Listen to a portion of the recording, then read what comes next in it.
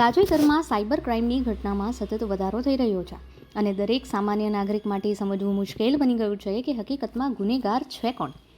જો કોઈ વ્યક્તિ ડિજિટલ ફ્રોડ કરીને તમારા અકાઉન્ટમાંથી પૈસા લઈ લે અથવા તો ડિજિટલ અરેસ્ટ જેવી ટેકનિકથી ડરાવીને પૈસા ઉપાડાવે તો સામાન્ય માનસિકતા એ હોય છે કે સામેની વ્યક્તિ સાયબર ક્રિમિનલ છે.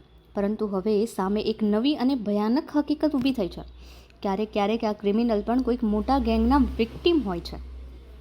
નિષ્ણાંતોના મતે સાઉથ ઇસ્ટ એશિયાના દેશોમાં એવું વધી રહ્યું છે કે લોકો ઉત્તમ પગાર અને નોકરીના વાયદા ઉપર ભારતમાંથી અને અન્ય દેશોમાંથી વિદેશ જવા તૈયાર થાય છે, પણ હકીકતમાં અહીં સાયબર માફિયા દ્વારા તેમને બંદી બનાવી લેવાય છે.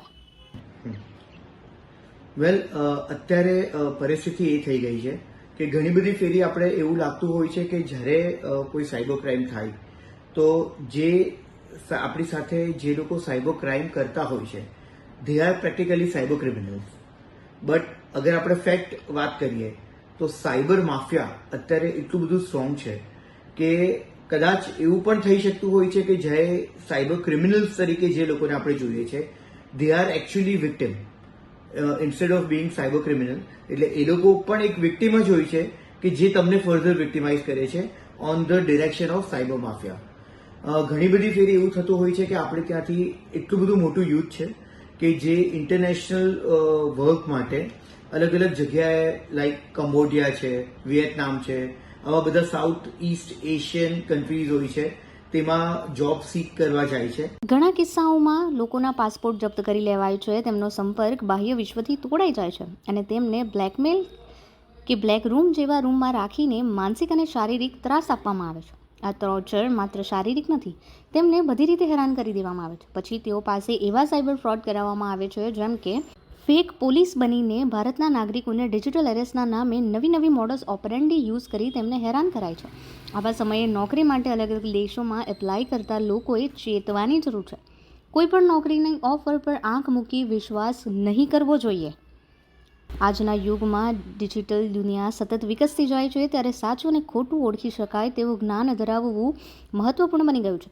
જો તમે કે તમારા ઓળખીતા આવી નોકરી માટે વિદેશ જવાની તૈયારીમાં હોય તો તેમને સાવચેત કરો, કારણ કે સાવચેતી જ સૌથી મોટું રક્ષણ છે. કારણ કે એમને સારો પે મળે છે. ત્યાં પ્રેક્ટિકલી આ લોકો એમના જે પાસપોર્ટ્સ હોય છે તે જપ્ત કરી દે છે, એમને સાથે ઇનહ્યુમન જે વ્યવહાર છે તે કરે છે, એમને બ્લેક રૂમ્સમાં બંધ કરે છે અને પ્રેક્ટિકલી એમને એક્સ્ટ્રીમલી ટોર્ચર કરે છે અને એમની પાસે ક્રિમિનલ એક્ટિવિટીઝ કરાવે છે, ટાર્ગેટિંગ ઇન્ડિયન ઓરિજિન્સ. કારણ કે તેઓ ઇન્ડિયન હોય છે એટલે ત્યાંથી એ લોકો ઇન્ડિયન ઉપર જ આવા સાયબર ક્રાઇમ જે છે તેવા એટેક્સ કરાવે છે. ફોર એક્ઝામ્પલ, ડિજિટલ અરેસ્ટમાં જે વ્યક્તિ સામે ફેક પોલીસ બનીને તમારી સાથે કન્વર્ઝેશન કરતો હશે તે પણ કદાચ કોઈક વિક્ટિમ જ હશે જેમને સાયબર માફિયા દ્વારા ફર્ધર વિક્ટિમાઇઝ કરવામાં આવ્યો હોય. So this is the whole racket. એટલે it is very important for us to understand કે જ્યારે બી તમને આવા કોઈ જોબના એન્ચાન્ટમેન્ટ આવે તો એને પ્લીઝ વેરીફાઈ કર્યા બાદ જ એમાં તમે આગળ તમારું કોઈ પણ પગલું બિલકુલથી એમાં આગળ લેજો.